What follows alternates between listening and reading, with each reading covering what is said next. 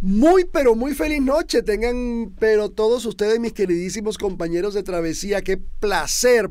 Me he sentido siempre en modo amenaza. Ese es el tema de hoy. Yo me he sentido siempre en modo amenaza. ¿Cómo hago con eso? Bueno, vamos a hablarlo porque hay mucha gente que se siente siempre en modo amenaza y no lo sabe. No lo ha hecho consciente. Y hoy una de las cosas que vamos a hacer es hacerlo consciente y luego vamos a tratar de encontrarle a eso un camino por el cual transitar de una manera mucho más efectiva para nosotros. ¿Por qué no es efectivo? Vamos a empezar ¿por qué no es efectivo que alguien esté en modo amenaza? Porque cuando tu cerebro, que no está hecho para que tú seas feliz, que no está ahí para hacerte feliz, sino para la sobrevivencia, cuando el cerebro percibe que tú estás en modo amenaza, el cerebro inmediatamente lo que suelta es cortisol.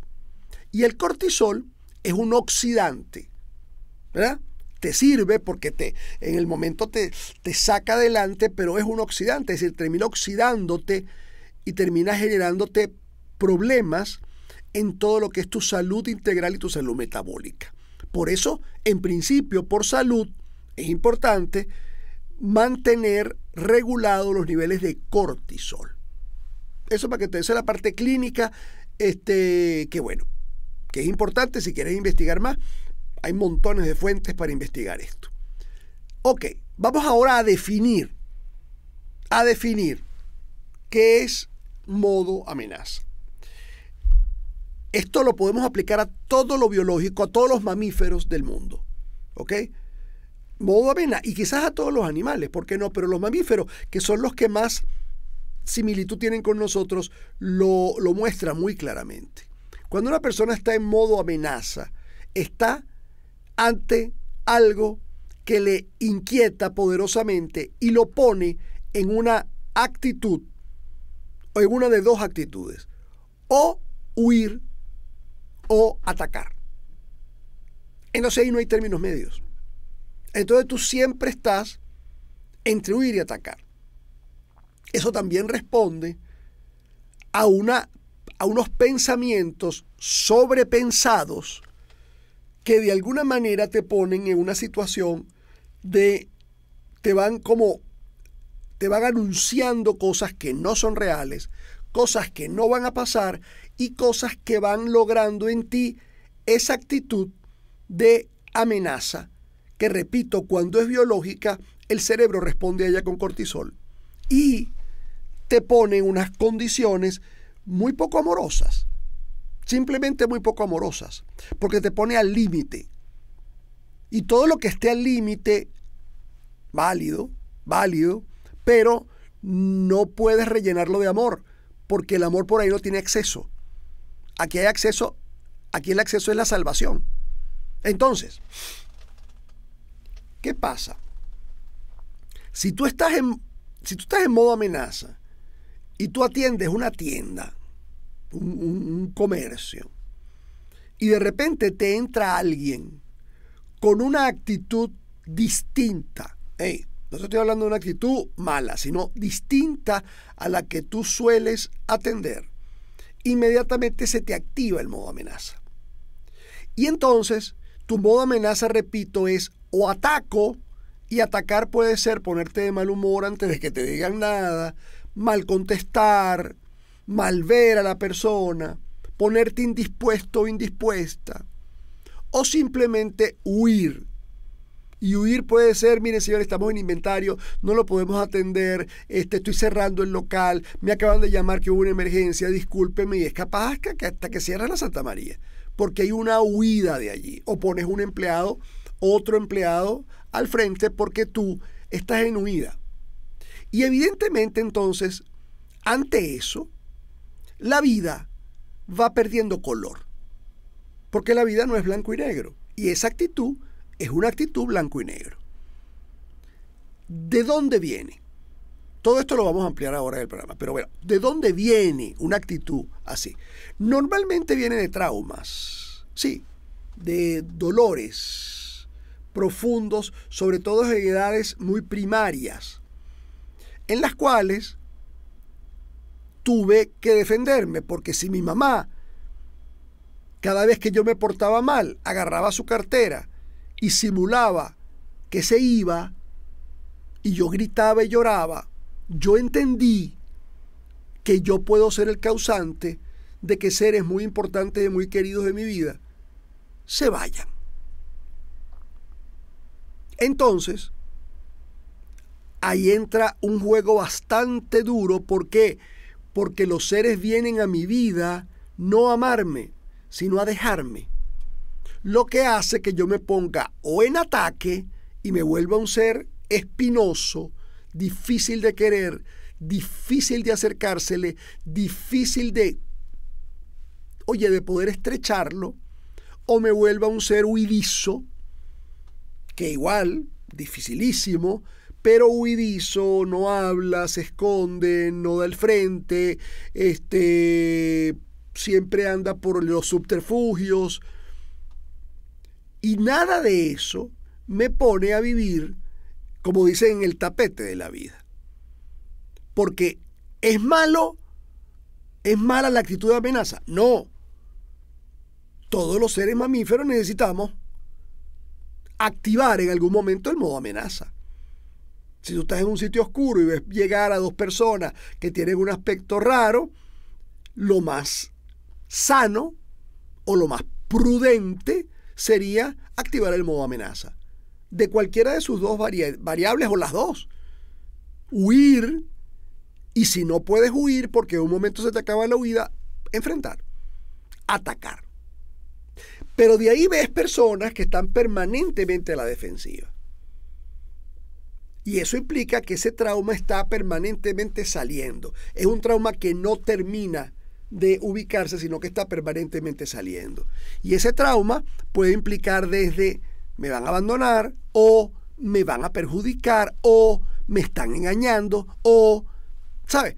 Cualquiera de estas cosas que amenacen mi vida, sobre todo mi vida emocional.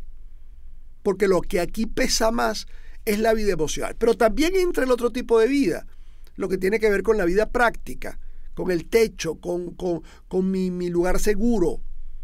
Estos seres no tienen lugar seguro. O no ven en los demás la posibilidad de tener un ser seguro. Entonces, eso les va dando una profunda desconfianza. Entonces tú ves parejas, personas que están más listas para salir que para entrar. Eso lo ve uno muchísimo en terapia de pareja.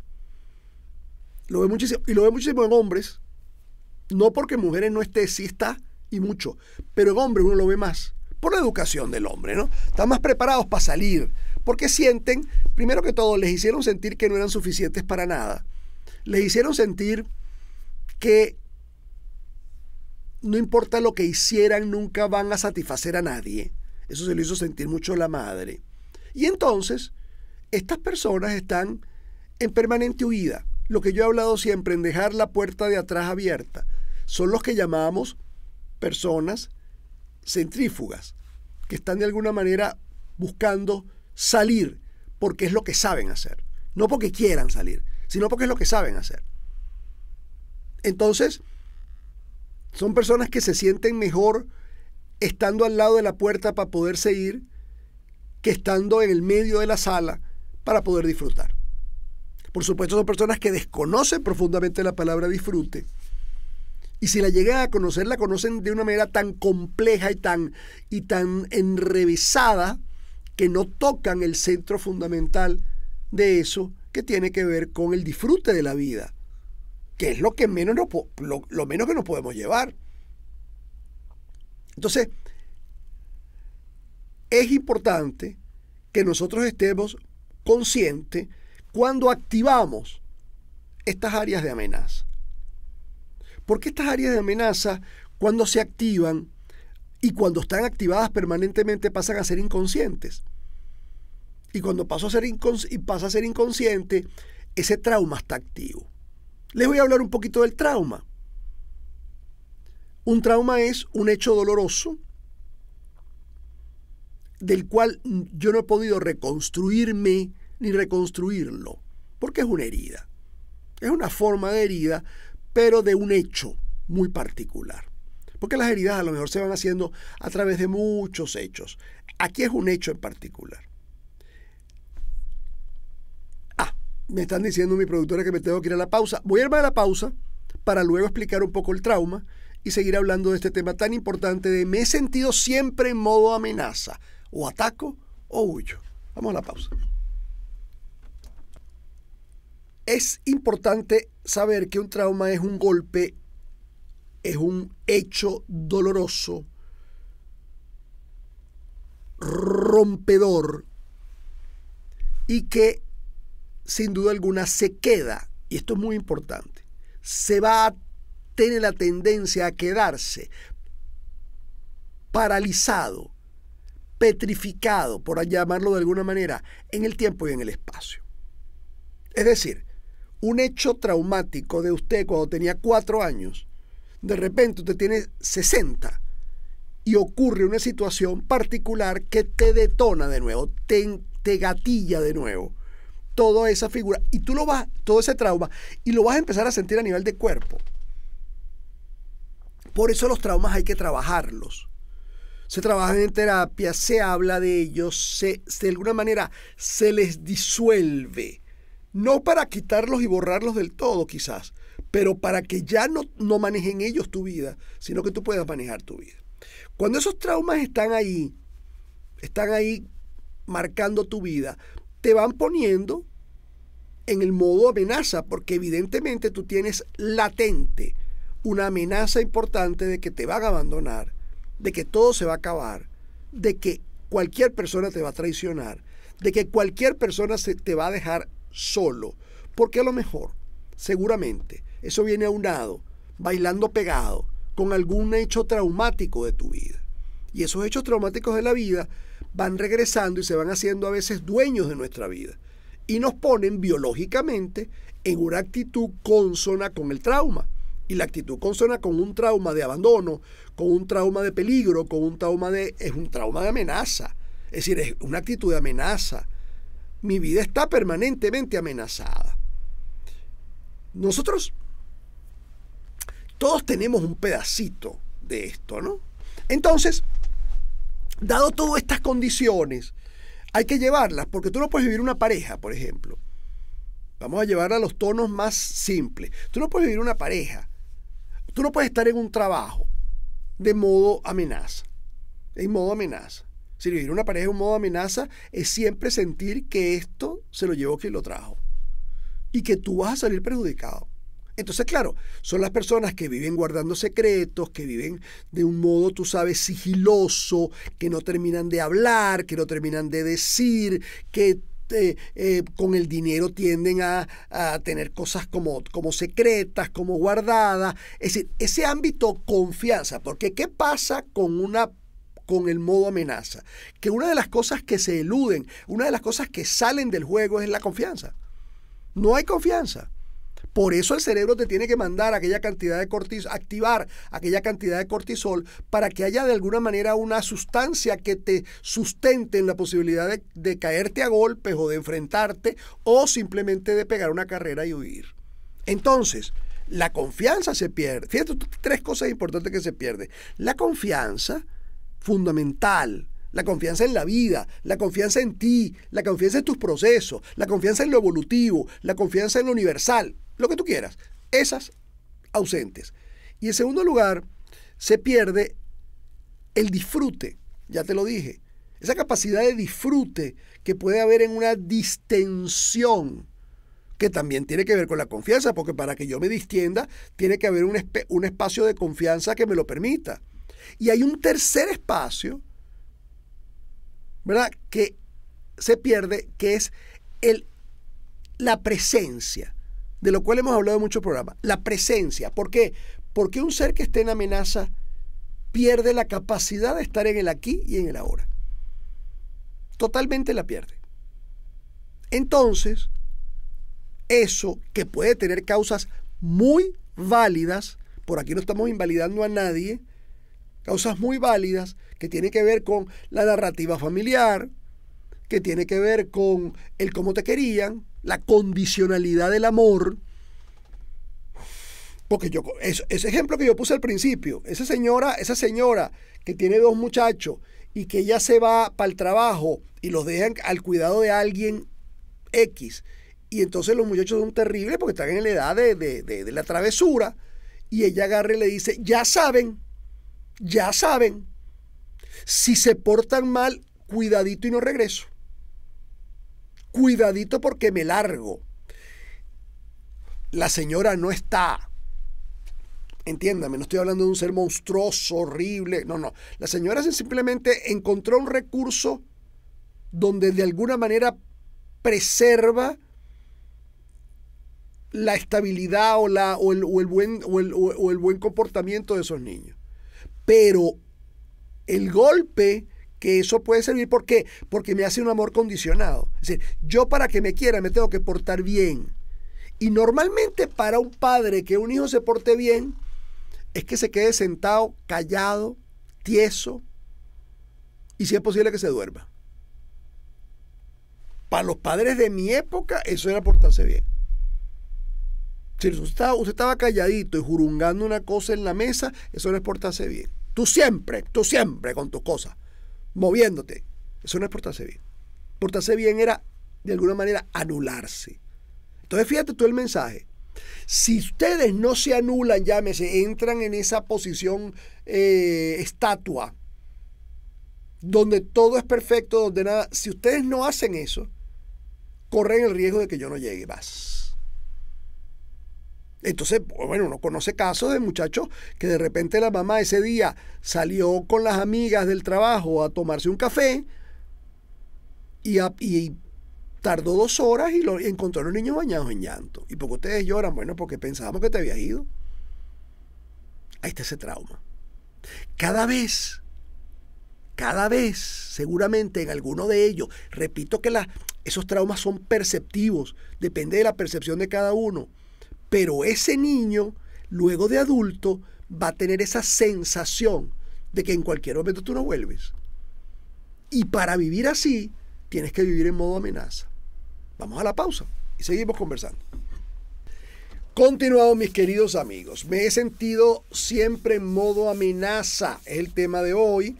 Y es un tema, no es sano. Conclusiones, digo. No es sano. Tener ese exceso de cortisol en tu cuerpo no es sano. Y si tenerlo toda la vida es de alguna manera tener una cosa, vuelvo que no es el término ideal, pero como corrosiva. Tienes una cosa corrosiva que está permanentemente actuando en tu vida porque tú la activas permanentemente, inconsciente y permanentemente en tu vida. 1. 2. Pierdes la capacidad de disfrute. Porque la capacidad de disfrute está muy ligado a confianza y a estar aquí presente, estar presente. Si yo no estoy presente aquí y parte de mi mente está pensando en otra cosa, yo esto no lo disfruto. Es más, llega un momento que hasta lo olvido. Porque no hay posibilidad. ¿Ok? ¿Qué se puede hacer? Bueno, primero que todo, aprovechar lo que son estos programas para despertarnos, para darnos cuenta, oye, mira, sí, vale, yo sí. Yo tengo mucho de eso. Yo vivo mucho en tono amenaza, yo no disfruto, no estoy en el presente, me cuesta mucho, oye, que algo me haga disfrutar al máximo. Ok, voy a trabajarlo. Bueno, busca un terapeuta, ok, inviertes en el terapeuta, aunque los hay por ahí gratuitos, pero lo inviertes en el terapeuta, o inviertes tiempo en el terapeuta y haces un proceso en el cual haya una familiaridad ya con los gatillos, lo que gatilla eso, y lo empieces a ver cada día con mayor normalidad y de una manera que no active nada a nivel cerebral. Y eso te va a ayudar a que vayas cambiando actitudes. ¿Por qué? Porque de alguna manera, como todos estos traumas se fundan, se fomentan, se nacen, se cuidan en la infancia y adolescencia, es una manera perfecta de volver a ti y recordarte que ya no eres un niño y que te tienes. ¿Saben qué es maravilloso? Eso. Cuando tú le puedes decir, Porque quien está gritando en ese momento, quien quiere huir, quien quiere pegar una carrera, quien quiere caerle a golpes a todo, quien quiere insultarlo todo, quien quiere de alguna manera destruirlo todo, no eres tú adulto, eres tu niño. Y ese tu niño que se ha quedado allí, paralizado en el tiempo y en el espacio, y de repente vuelve a tomar forma, hay que agarrarlo y decirle, ven acá, Carlito, Pedrito, no sé, Giovanita, ven acá, mi amor. Ahora estoy yo para ti, tú no estás solo o sola. Ahora estoy yo aquí, nada malo va a pasar. Ahora me tienes, y si algo pasa, nos tenemos. Entonces, eso es fundamental. Vamos a ver la caja de preguntas que dice. Carlos, buen día. De niña, un tío fue abusador. Wow.